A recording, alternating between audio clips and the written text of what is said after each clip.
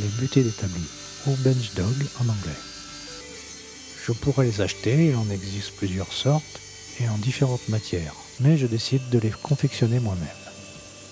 Les fabriquer le plus simplement possible et sans que cela soit onéreux.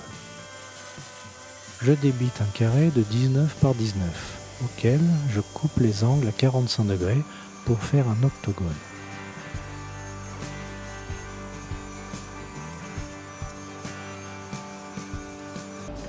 Je purge les défauts.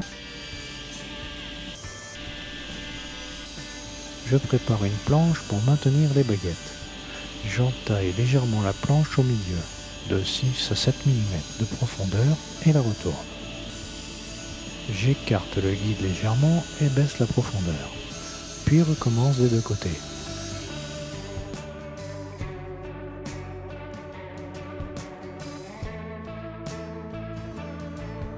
Je rabote toutes les arêtes pour me rapprocher d'un cylindre.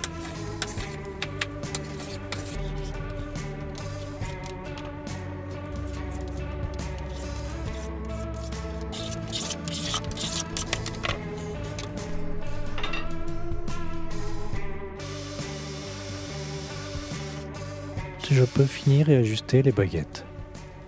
Pour cela, je perce en bout et je visse un tire-fond pour m'aider à fixer la baguette dans la visseuse. Je dégrossis une première fois au 80. On peut mettre un gant pour ne pas se brûler. Et je finis au 120.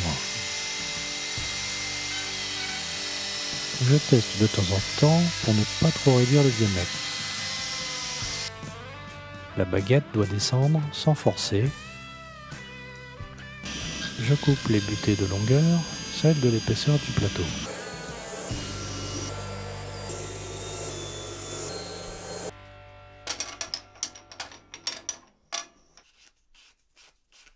Puis un coup de papier de verre sur les bouts.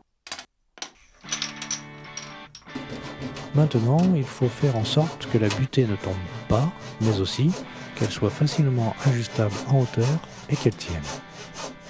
Je coupe la butée en biais en laissant 2-3 cm en haut.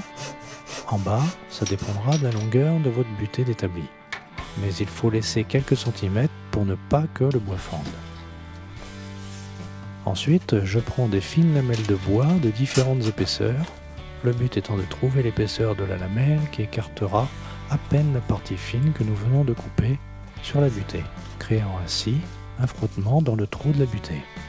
C'est assez précis et assez fin à réaliser, mais a la particularité d'être très simple.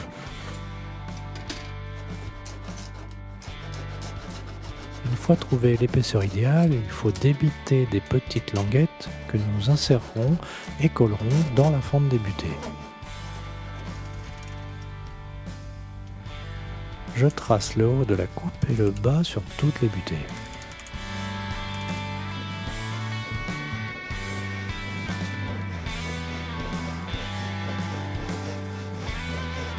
Je coupe les fentes, je colle les languettes et passe un petit coup de papier de verre. Voilà. Bon, c'est pas si simple. Le plus dur étant de coller la languette dans la fente sans fendre la butée. Car si comme moi vous prenez du douglas pour la languette, celle-ci se ramollisse avec la colle. Et l'on a tendance à vouloir écarter un peu plus pour l'insérer.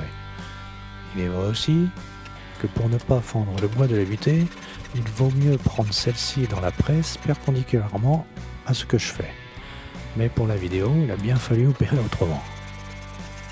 Au début, c'est un peu galère, puis je me suis adapté et amélioré au fur et à mesure. Par la suite, j'ai poussé la languette au fond avec un raccord.